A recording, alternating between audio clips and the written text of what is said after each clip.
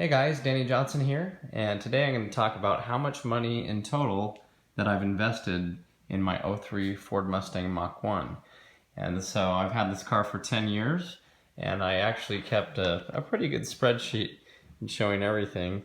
So we'll go over a lot of those, and I'm going to talk about whether it was worth it or not on certain things, and that kind of thing. So eventually I'll be talking about the Terminator. I'll do another video on that. I'm sure you guys like to know that.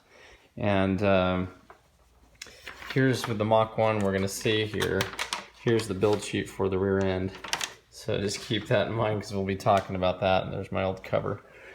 But anyway, so let's go ahead and get started. This car actually came from Elko, Nevada, which is about 8 hours from here. And the first time that I drove up there to see the car and get it, it was not exactly as it was promised. It did have a bad transmission, and I knew about that. And so when driving it, you would have to pretty much rev it up and let it get to about 100 or 1100 RPM and then slide it into gear. Otherwise, even with the clutch in, it would grind.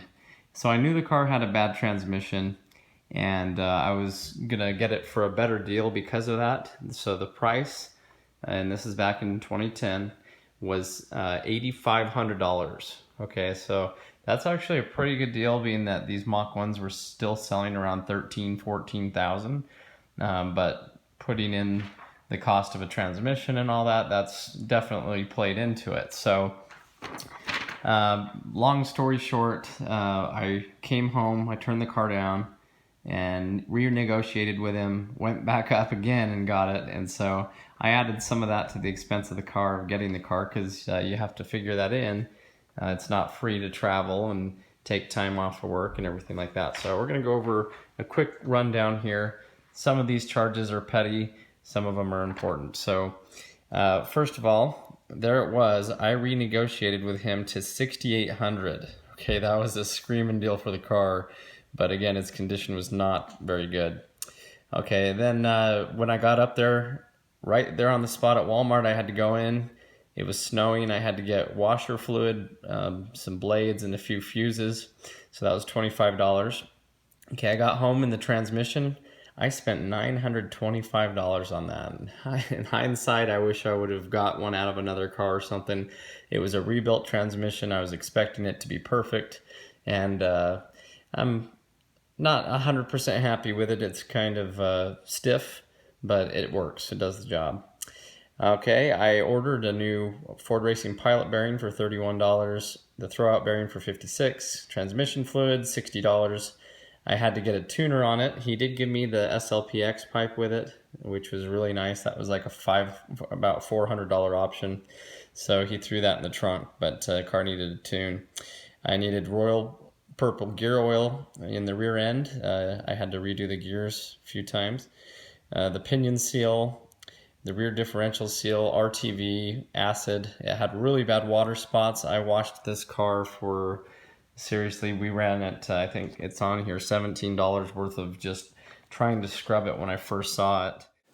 And so here's a picture of me at the Elko car wash, $17 just letting the tab run. So basically what had happened is he blew the transmission in it, and the car sat in his side yard and got hard water on it that would not come off. And so he said he had it cleaned before I showed up, and I felt kind of bad, but I said, can I come try to get these spots off? And I scrubbed it, and it just would not come off. And the hard spots would not come off, so I found an acid that actually worked. I'll do a video on that. It's called Mark 5 Product Splash.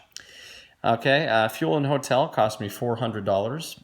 The car wash in Elko, there it is, $17. I got a new key made for it for $12, which I still haven't programmed. Now, the short throw shifter, I don't know that I really had to do that, but it was $189, and I really enjoyed that MGW. It's a really nice one. I paid about $600 to have the hood painted. So I'll show you a picture here of what it actually looked like when I first got it.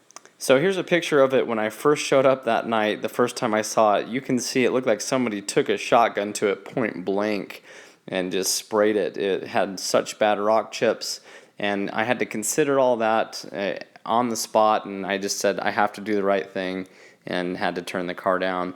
And I'm glad I did, because as you saw, that was $600 to get that part of it fixed. So with that, I also had to redo the decal. And a cost I didn't throw on here was the headlights. They're brand new, well, not brand new, but they're really nice Ford ones. And that's because they came off of the Terminator when I put brand new ones in it.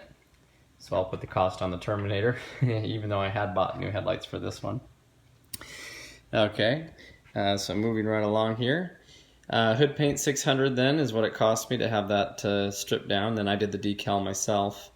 Tire foam, it needed a new brake rotor, $110. Seafoam to kind of clean it out. Clay bar, $20, trying to get those spots off. Then I had some parts that I had sold. Aluminum fuel door, I got $120 out of that, and I got some free parts, floor mats, aluminum shift knobs, some things with a discount that I had. The clutch quadrant, I had returned one.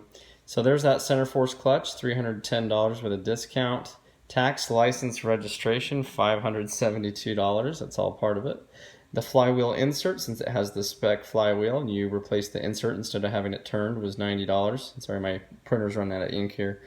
And at first I bought a new set of 355s because the pinion ate itself. And so that was $259. A new traction lock, $200. Install, $166. I had paid somebody at that point to put the new gears in it. Then I went to the Fiore firewall adjuster and quadrant, $72, $52. The Ford OEM cable, very good. I recommend that. $75. Then I put a JLT ram air intake on it. I didn't need to do that, but I did. License plate frame, $10. That's kind of petty. And then I sold some of the old parts. The spec stage 3 that came out of it, I sold for $45. I put some HIDs in it for $100. Fog lights, I found some out of a nice low mileage Mach 1 because they were yellowed. And so now these ones are at least kind of factory, they were out of a low mile car, so that was pretty nice. And so then, as I said to remember in the beginning, 410s, I rebuilt the whole rear end with 31 spline and everything. It was about $1,000. There's that hood decal, $36. I took 3 of them to get it right and perfect without any bubbles. So I'm very proud of how that hood decal went. I'd like to make a video on installing those at some point. And anyway, chin spoiler, $63. And then what I had just barely done, if you've seen the last few videos, the clutch fork, the Ford Racing throwout bearing, the cable, that's supposed to be a throttle cable. And anyway, the pivot ball stud. So all in all, it was, sorry, this came out bad. It was about $12,000. And then what I spent on the car outside of the purchase price was $6,100. So that's what you can expect to pay. So when you see a car that says, for sale, and it's a little bit cheaper because it needs a little bit of work, well, you can expect that all those little things will add up. Okay, and I did all of this labor by myself for the most part. When I first got the car, I had the gears redone to 355s, which it had, but it needed to be redone. And then I rebuilt it myself after that. So, there's a lot of costs involved when you're looking at a car. So it was, almost double, basically, to get it back to where it needs to be from what I got it at. So if I didn't get it that low, I'd be upside down in this car. And so all in all, spending about 12 grand on a car at the time, which was worth about 14. I came out a little bit ahead, but and that's, I've thrown some other things on, like the Cobra folding mirrors. I didn't put that on here. That was another $300 or so. And there's little things here and there. So it's not every cost, but anyway, that's what you can expect to get a car used and put the work into it yourself. And so, just something to think about if you're looking at a car, should you go buy one that needs work for a discount or buy one that's perfect? And my twin brother is a perfect example because he bought an Azure Blue Mach 1 about a week after I got this one. And his was absolutely perfect, didn't need a thing to it. And I think he paid around $12,000 for it. So all in all, we were about the same. And so you can say, okay, well, we're the same, but mine has some different upgraded parts. So, It depends on what's worth it to you. You know, some things on some cars you might not ever get the same, but this one turned out really well. I really enjoy it. It's a beautiful car.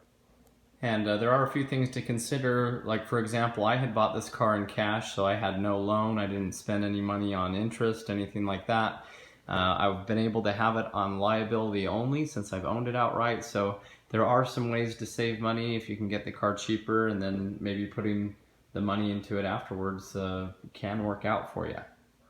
And so anyway, that's the total cost that I've spent on my '03 Ford Mustang Mach 1.